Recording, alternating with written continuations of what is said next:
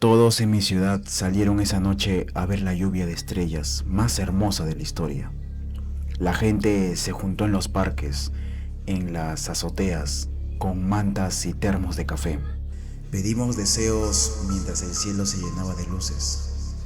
Fue el peor error de nuestras vidas. Ahora, esas estrellas flotan en nuestras calles. Y si alguna vez escuchas que una de ellas te llama por tu nombre, por lo que más quieras, no respondas. Mi nombre es Liam. Vivo en Melbourne, en un apartamento en el centro de la ciudad. Esa noche, como miles de personas, estaba en mi balcón con una cerveza, esperando el espectáculo. Los noticieros llevaban semanas hablando de esto. Una posible lluvia de meteoros como no se había visto en un siglo. La ciudad entera estaba de fiesta. Podía escuchar la emoción de la gente en Federation Square, el murmullo de las familias en los parques junto al río Yarra. El ambiente era eléctrico, lleno de una extraña alegría comunal. Cuando las primeras luces cruzaron el cielo, todos gritamos de emoción. Eran trazos blancos y rápidos, hermosos. Pero después de esa primera oleada, comenzó el evento principal, y algo no estaba bien. Estas nuevas estrellas eran diferentes. No caían rápido, descendían lentamente, como si estuvieran flotando a través de un líquido espeso. Y no eran blancas, brillaban con una luz cálida, anaranjada y pulsante, como brasas incandescentes o cenizas de un fuego cósmico. Eran cientos, miles de ellas, cayendo en un silencio absoluto y sobrecogedor sobre la ciudad. No había estruendos sónicos, no había sonido de impacto. Simplemente descendían hasta perderse entre los edificios. La multitud en las calles que antes vitoreaba, ahora guardaba un silencio confuso. La belleza del espectáculo estaba teñida de una extraña inquietud. Era demasiado perfecto, demasiado silencioso y demasiado raro. Cuando la última brasa de luz desapareció del cielo, un silencio cayó sobre Melbourne. No era solo la ausencia del ruido del tráfico, que se había detenido por completo. Era un silencio más profundo, como si la ciudad entera contuviera la respiración. Sentí una vibración extraña en el aire, una especie de zumbido de baja frecuencia que sentía más en mis dientes que en mis oídos. Me asomé por el borde de mi balcón y miré hacia la calle de abajo, Collins Street, una de las arterias principales. Normalmente un caos de tranvías y coches. Estaba completamente vacía, y en medio de la calle, bajo la luz de una farola, estaba una de ellas.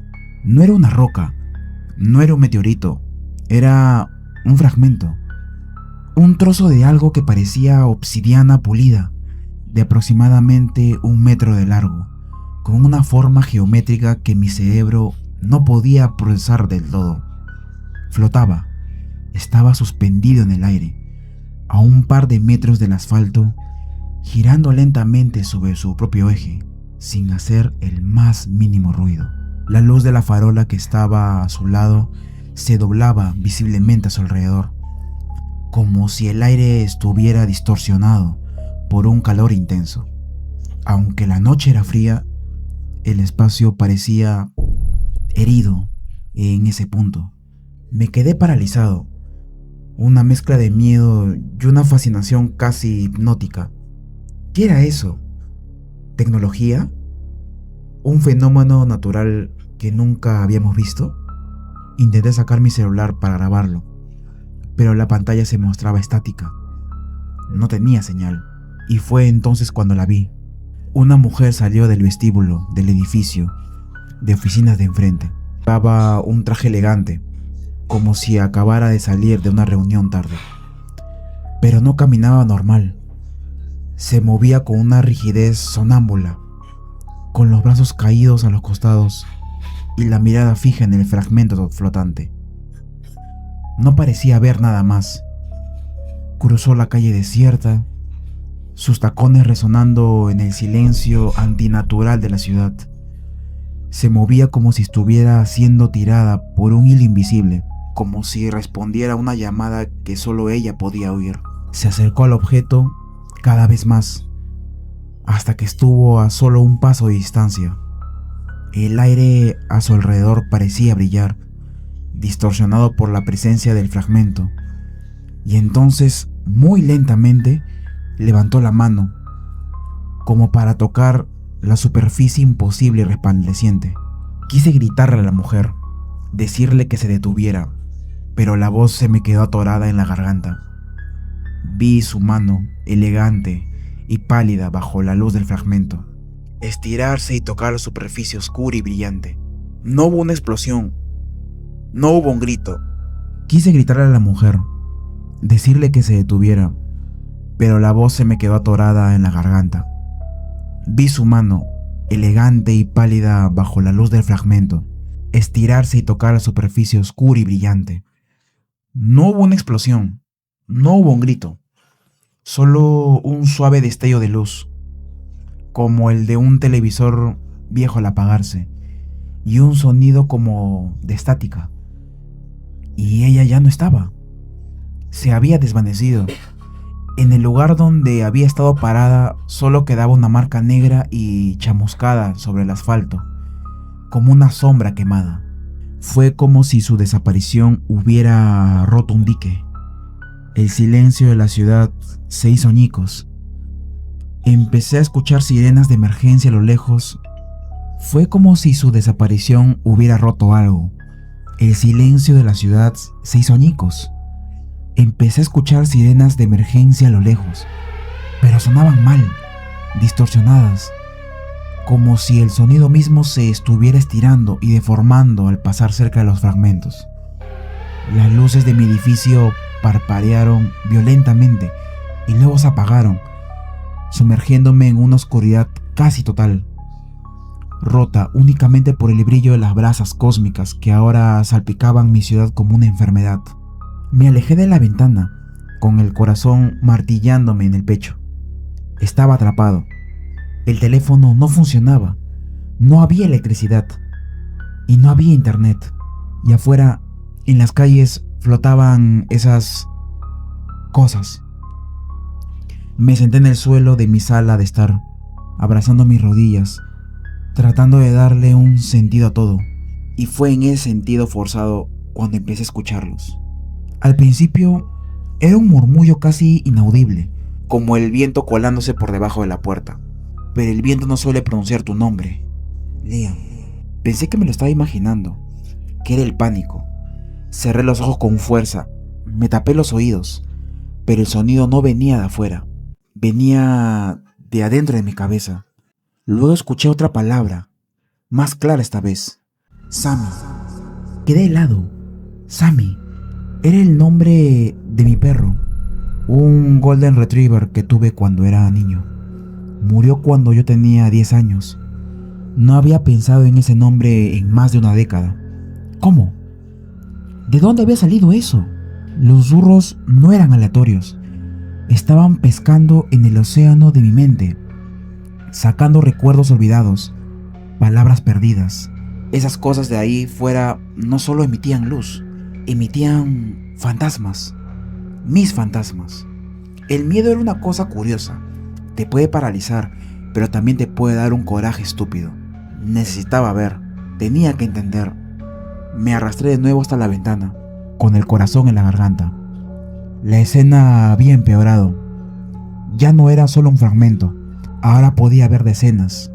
Flotaban en todas las calles, en los callejones estrechos entre los edificios, algunos incluso suspendidos a la altura de mi piso, girando lentamente, y empecé a notar cosas imposibles.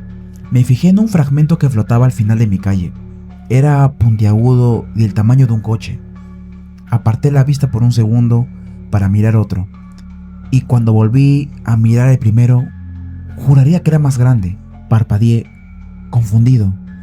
Miré a un lado y conté hasta 3 y volví a mirar. Definitivamente era más grande.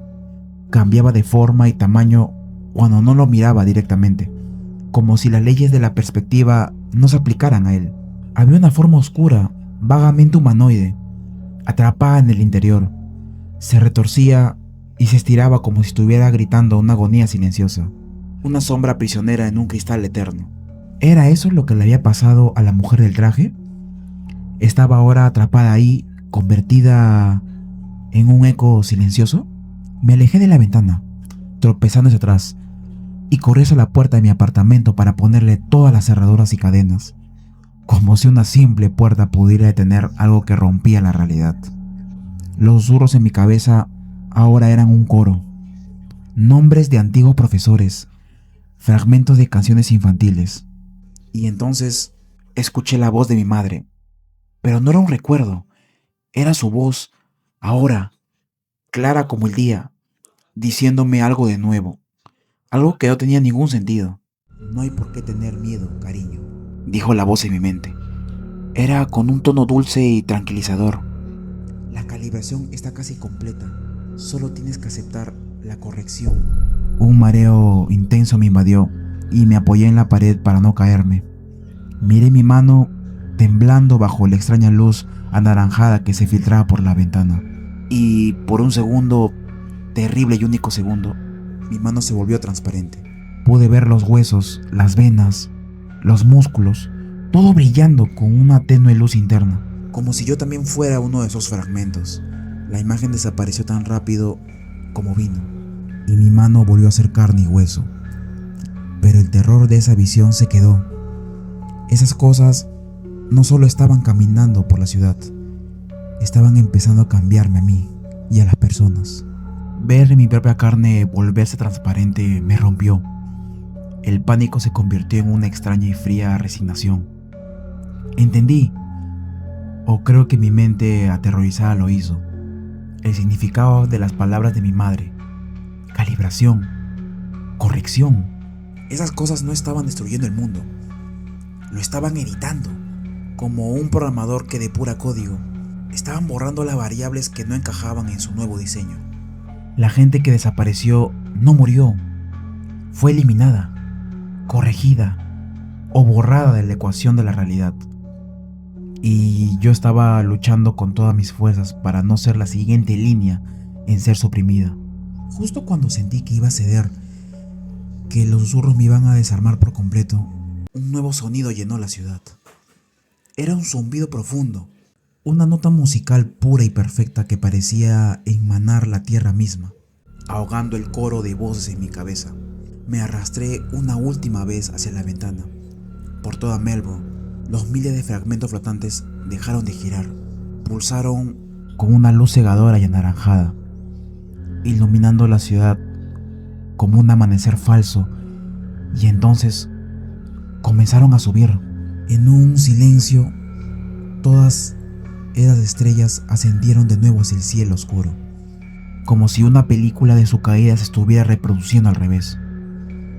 Vi cómo se convertían en puntos de luz cada vez más pequeños, hasta desaparecer.